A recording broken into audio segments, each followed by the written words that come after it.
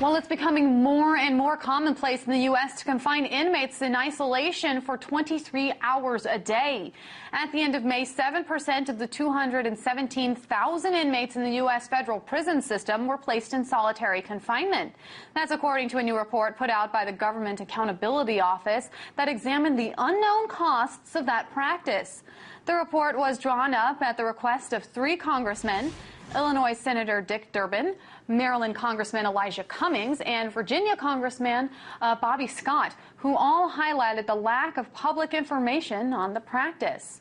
So is putting inmates in a hole making prison actually safer? RT's Margaret Howell has more.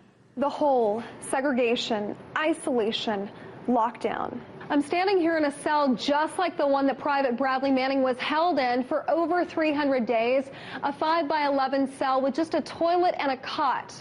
Prisoners eat here, they sleep here, and most of the time they're alone. For 23 hours a day, only getting out for an hour or so to exercise. For a long time, we didn't know much about solitary confinement in the U.S. Now we know a little bit more after the Government Accountability Office released a report last month.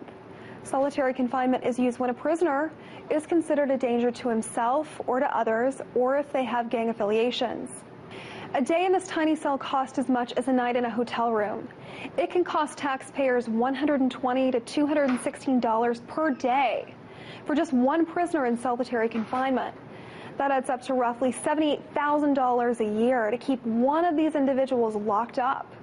Meanwhile, social programs are getting cut due to the sequester, but our prison system is booming. The population in solitary is growing faster than the rate of general inmates in the U.S. It's up 17% over the past 5 years. What that means is that over 12,000 U.S. citizens are in the hole. And the government says that they don't even know if it's actually making prisons safer. The GAO said prisons aren't tracking the practice. So they're not sure if all of this is a benefit at all. So what does this mean for the rate of people returning to prison once they've been released? Solitary offers little rehabilitation and deprives prisoners of normal human interaction.